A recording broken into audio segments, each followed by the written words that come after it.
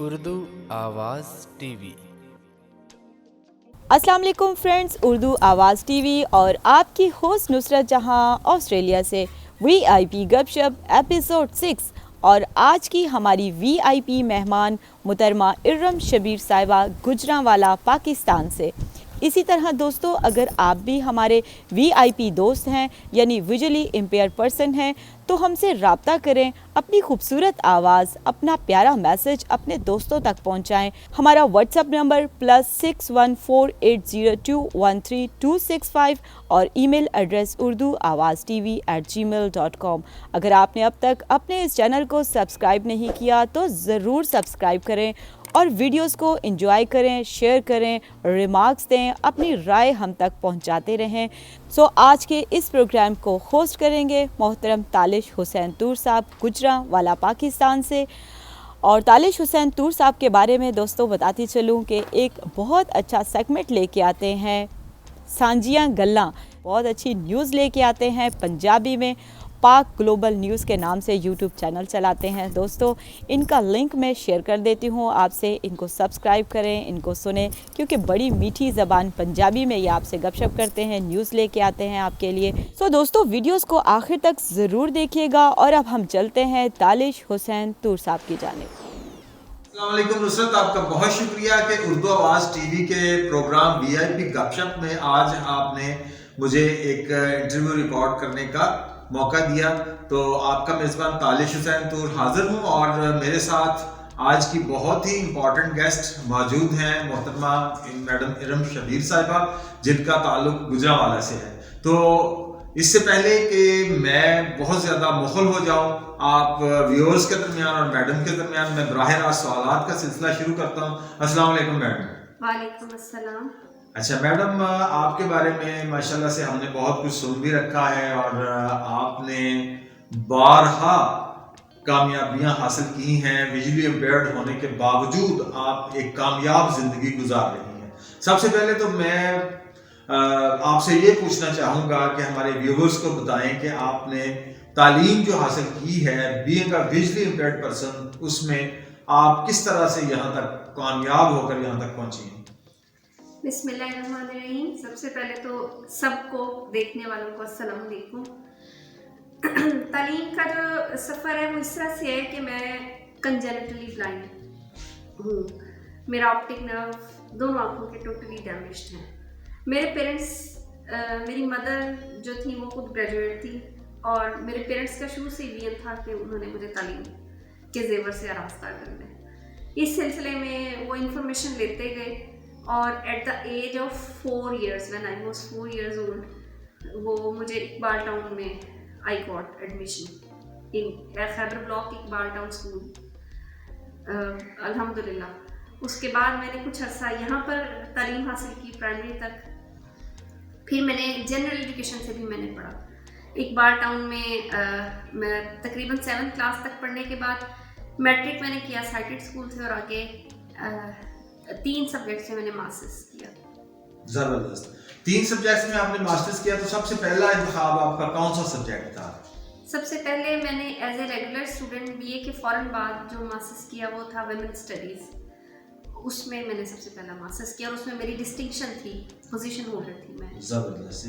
تو دوسرا ماسٹرز آپ کا کس سبجیکٹ میں ہے؟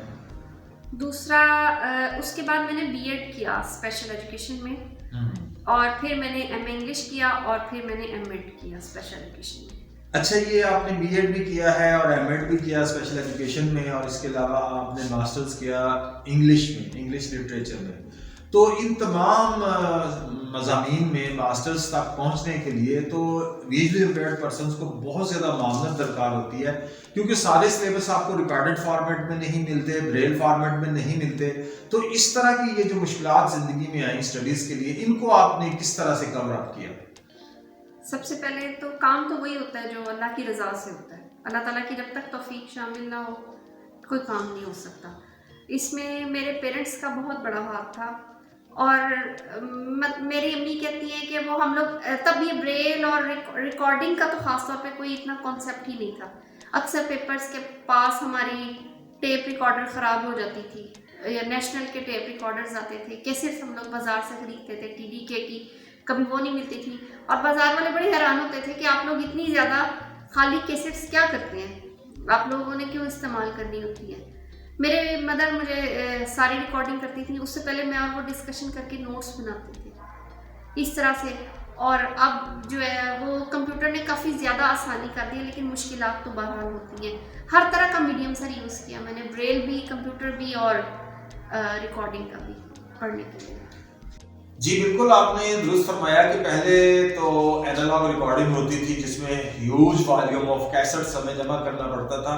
अब तो बड़ी आसानियां आ गई हैं कि डिजिटल रिकॉर्डिंग होती है और छोटे से मेमोरी कार्ड पे बहुत ज़्यादा डाटा आ जाता है। बहरहाल इन तमाम मुश्किलात के बावजूद आपने भरपूर कामयाबियां समेटी, तो इसमें से बाकी तो सब्जेक्ट्स आपके मुझे समझ आते हैं जिनका ट्रेंड भी है हमारी सोसाइटी में, जैसा कि एमए इंग्लिश और इसके अलावा स्पेशल एजुकेशन में बीएड और एमएड, इन चीज़ों की तो मुझे समझ आती है। लेकिन ये जो सब्जेक्ट आपने बताया है, मास्टर्स किया आपने वुमेन स्टडीज़ में, ये एक डिफरेंट ट्रेंड का सब्जेक्ट है, तो इस बारे में आपको कैसे ख्याल आया कि ये भी स्टडी किया जाए?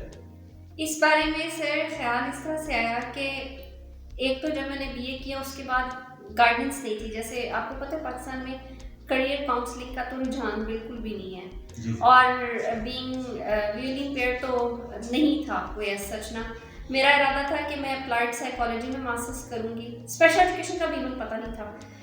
वो जब वो 3 प्रोस्पेक्टस बाय चांस आए हमारे घर में, एक अप्लाइड साइकोलॉजी का, एक स्पेशल एजुकेशन का और इसका भी बाय चांस आया, तो मैंने कहा करके देखती हूँ, ये वुमेन स्टडीज़ है ना, चले नाम तो इसका ऐसा है, देखते हैं इसमें क्या होता है।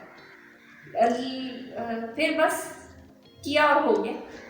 अच्छा, यानी कि आपने बाय चांस इसमें एडमिशन लिया, लेकिन जब आपने इस सब्जेक्ट को स्टडी किया तो क्या आप समझती हैं कि ये लेडीज के लिए बिलखसूस और विजुअली इम्पेयर्ड पर्सन के लिए ये कितना हेल्पफुल है जिंदगी में, मतलब कितना अप्लाई होता है ये सब्जेक्ट?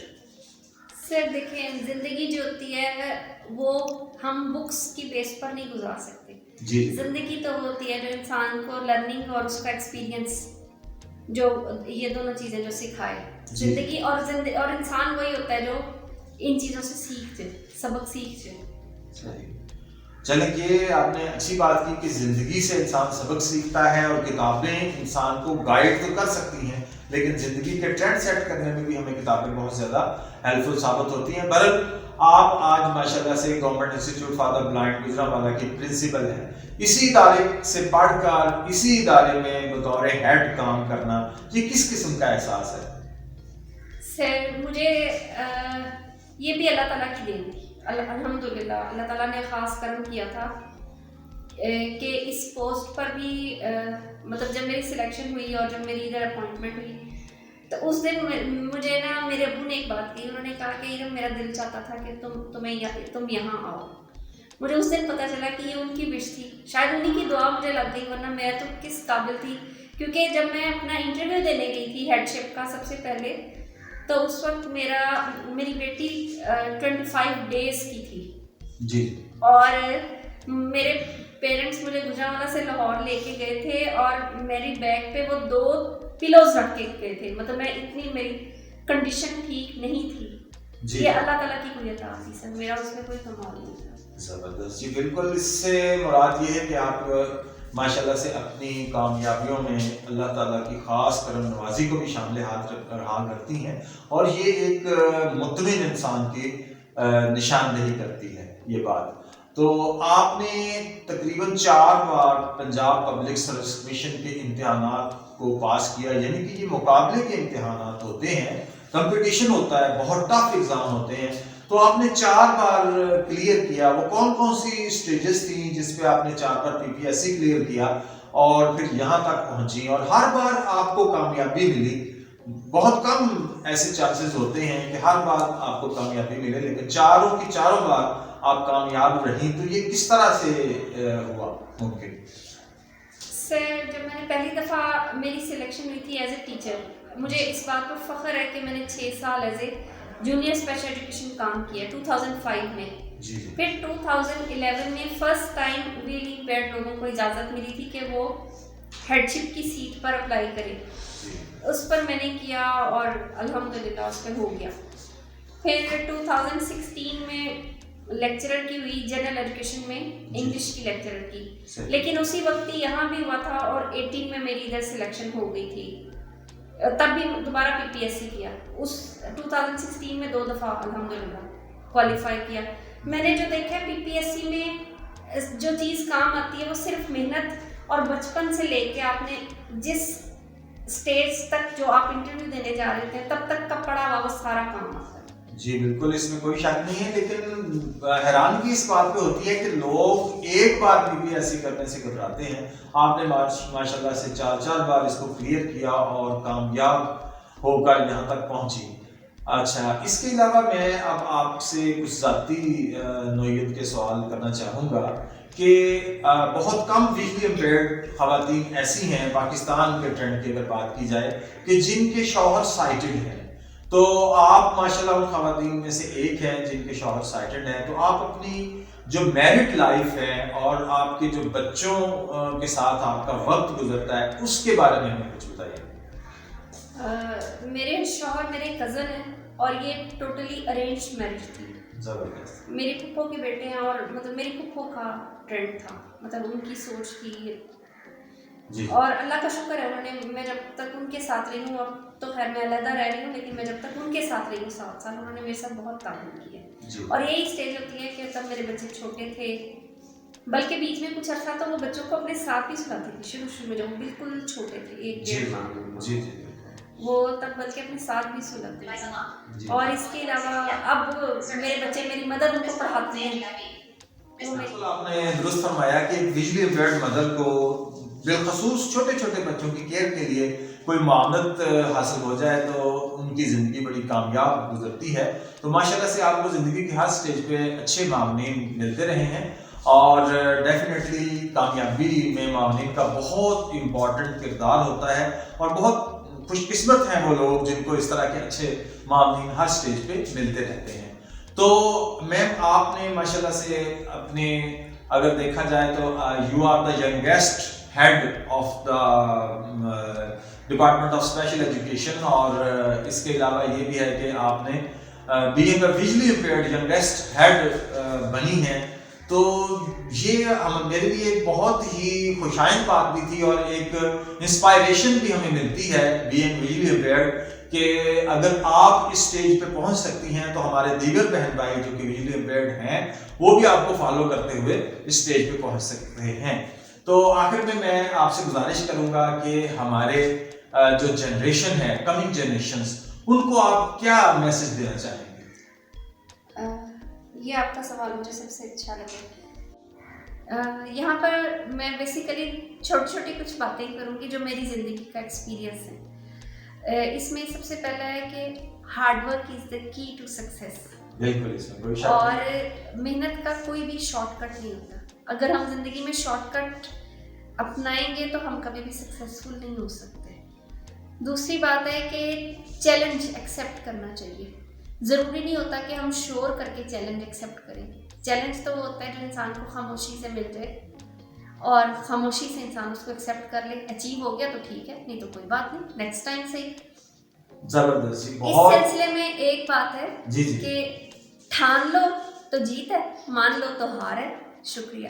بہت بہت شکریہ جی, بہت اچھی باتیں آپ سے کرنے کا موقع ملا اور ایک زبردست آپ سے گفتگو کی نشست رہی, اور میری دعا ہے کہ کامیابیوں کا یہ سفر آپ کے لیے اسی طرح جاری و ساری رہے اور ہمارے آنے والی جنریشنز کو آپ جیسی سکسیس سٹوریز دیکھ کر مزید انسپائریشنز ملتی رہیں. بہت شکریہ. بہت بہت شکریہ مس ارم شبیر صاحبہ اور آج کے پروگرام کے ہوسٹ تالش حسین طور صاحب, آپ دونوں کا بے حد شکریہ. دوستو, اب میں آپ سے ملاقات کروں گی VIP گپ شپ ایپیسوڈ 7 میں ایک زبردست کامیاب سٹوری کے ساتھ, ایک ایسی پرسنالٹی کے ساتھ جن کو آپ سننا چاہتے ہیں, دیکھنا چاہتے ہیں. تو تب تک کے لیے مجھے اور میری ٹیم کو اجازت دیں. اللہ نگہبان.